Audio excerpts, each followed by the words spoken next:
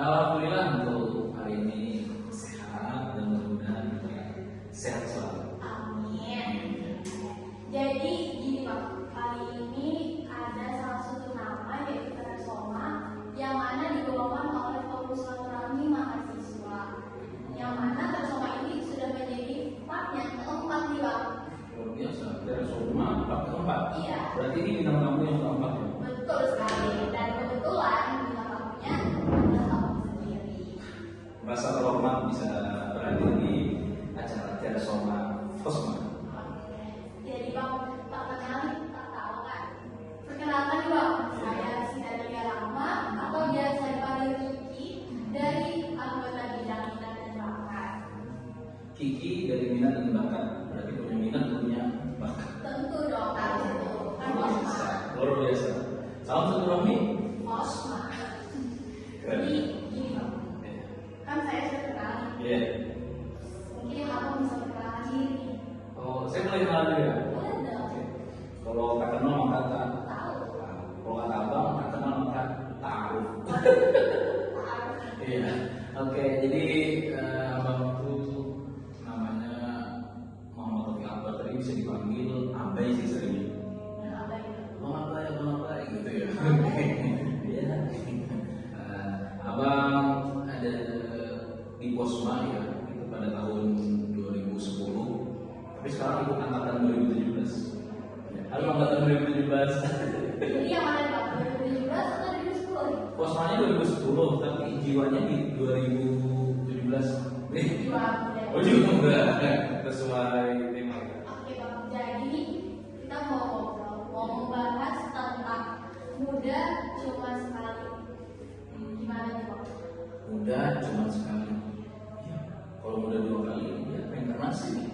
Betul. Betul. Luar biasa. Jadi kan apa sih dampak negatif dari kehidupan yang monoton pada muda-mudi? Berarti muda-mudi zaman sekarang ini banyak yang menonton ya. Ya. Jadi bagaimana supaya tidak menjadi muda-mudi yang menonton gitu kan?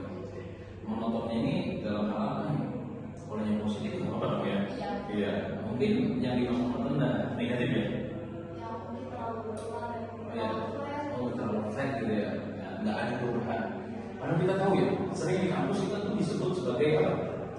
Agen Objek. change ya, berarti agen perubahan ya, terus agen of control.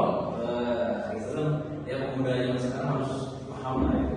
Kalau kita bicara fungsi pemuda, ya kita harus tahu juga apa fungsinya. Itu kan dia sebagai agen of change yang memberikan perubahan, dampak perubahan yang positif. Tapi kalau mau nonton gitu kan perubahan apa yang dibawa gitu kan?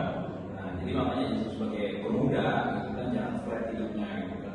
Ini anak muda atau pakai rumah yang flat. Nah, jadi kita coba lah sebagai pemuda itu untuk keluar dari zona nyaman. Jangan berada di zona itu saja, gitu kan. Nah, jadi kita coba keluar dari zona nyaman. Kita banyak punya potensi diri, apalagi yang muda, gitu kan. Kita masih punya kekuatan yang banyak, kesempatan yang banyak. Jadi fungsikan itulah, gitu kan. Jangan sampai kita tuh hanya mendapatkan ini saja, gitu kan. Padahal kita mampu melakukan banyak hal lebih baik, gitu. Nah, saya rasa begitu. Tadi kan disinggungin keluar dari zona nyaman. Hmm. Nah, kebanyakannya nih Bang, para muda-mudi itu takut untuk mencoba hal baru dan keluar dari zona nyaman. Ya, memang sih mereka banyak pemuda sekarang itu merasa udah nyaman di sini, dia enggan beralih. Ya, maksudnya bukan pada hati, ya. Kita bicara di luar konteks hati gitu kan. Oke, dia berada pada tempat atau keadaan dan waktu yang seperti ini, dia mau flat gitu aja. Sebenarnya ada banyak potensi di dalam diri dia yang bisa dikembangin gitu, nggak gitu-gitu aja gitu kan. Kayak contohnya circle pertemanan aja gitu aja, jadinya juga monoton, itu mempengaruhi juga. Makanya kita harus coba mencari gitu kan, zona yang lain, teman yang lain gitu kan, pelajaran yang lain, terus pergaulan yang lain gitu kan, yang bisa membuat potensi diri kita itu berkembang menjadi ke arah yang lebih baik seperti itu. Tapi kebanyakan dari muda-mudi itu takut Bang. Nah, Kenapa harus takut? ya karena mencoba hal baru dan karena mereka di posisi yang nyaman, sudah nyaman. Sebenarnya bukan takut sih, kayaknya kurang pede aja, gitu. Jadi dia tuh kayak kurang percaya diri, kurang tahu bahwa dia itu mempunyai kemampuan, gitu kan? Kayak kita mau keluar rumah gitu, kayak takut ini takut itu segala macam, tapi sebenarnya kita tuh punya kemampuan untuk keluar rumah, mencoba hal baru, mencoba hal lain, pengalaman baru dan sebagainya.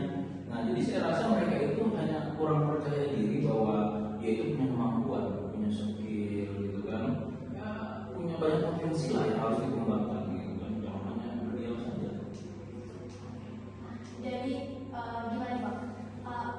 Upaya nih untuk membuat sadar muda-mudi yang mana mereka itu sadar akan peran dan fungsinya di masyarakat. Ya. Untuk membuat orang sadar itu ya kembali ke orang diri mereka ya.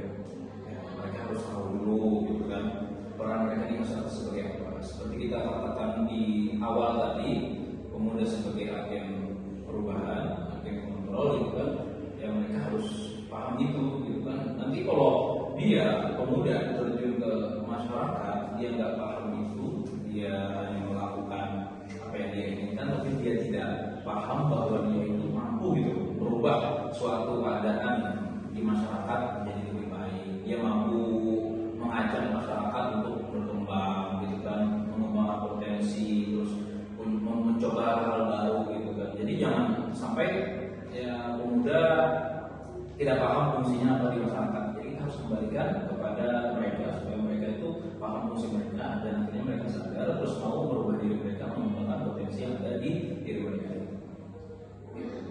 Jadi harus sadar itu dari diri sendiri ya Pak? Ya, kalau kesadaran dari orang lain kesurupan namanya, ya kan? Dari alam semua. Iya, kalau dia kesurupan dia sadar dari orang lain kan? Nah, kalau sadar dari sendiri itu aku sih berarti dia nggak kesurupan.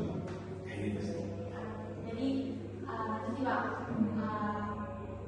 cara apa nih yang bisa membuat anak muda agar sukses dan pintar dalam manajemen waktu mereka? Ya kebanyakan muda itu mungkin mereka tidak berani keluar dari zona nyaman juga, salah satunya adalah waktu ya. Mereka tidak bisa mengontrol waktu, manajemen waktu. Nah itu adalah hal yang penting.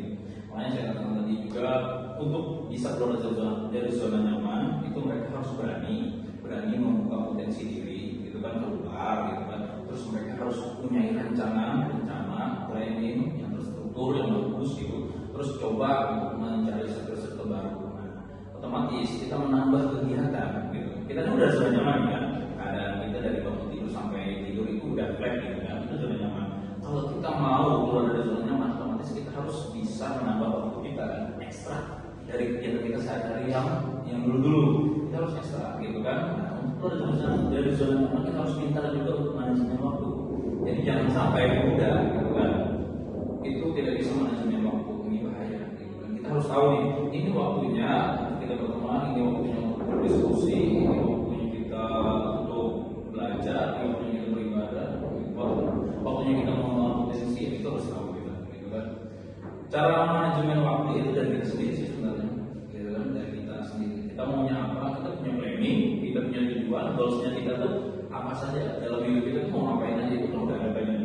Kalau yang punya planning, otomatis kita bisa manajemen, gitu kan. Kita harus bisa manajemen untuk mencapai hal tersebut. Nah, begitu.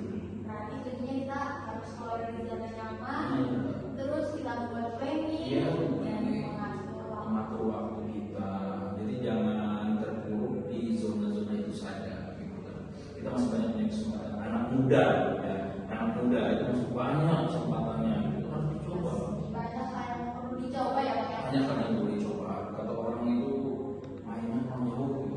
Muda harus jauh, gitu kan, harus tahu. Maksudnya positif ya. Sejauh apa Pak? Sejauh mana? Jauh sekali ya Pak. Luar biasa ya.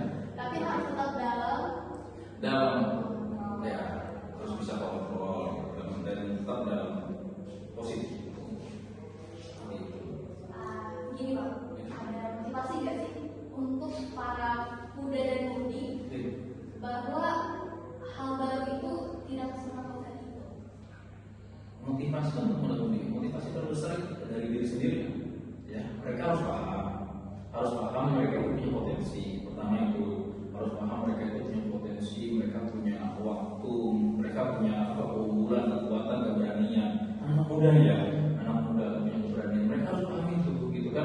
sehingga itu mereka termotivasi dari diri sendiri.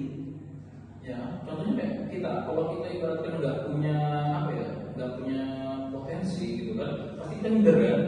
Nah, kalau kita misalnya merasa tidak punya potensi, gali lagi, kita tuh masih punya potensi-potensi lain yang lebih besar, yang lebih bagus. Nah, jadi jangan hanya ini nggak dapat apa namanya, nggak bisa ini terus minder terus mundur, jangan seperti itu. Coba lagi hal lain gitu kan.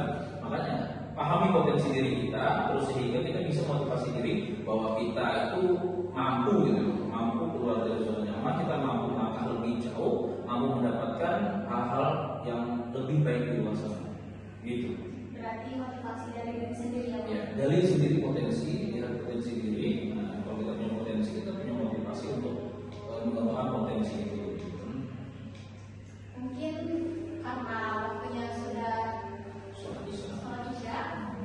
Maka kita langsung closing aja ya Bang ya. Boleh. Ada satu kata dari Bang buat Satu kata hari ini.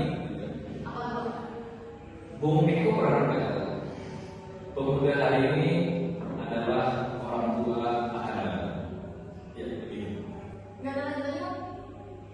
Orang tua hari ini adalah pemuda masa lalu. Udah selesai Bang? Sudah selesai.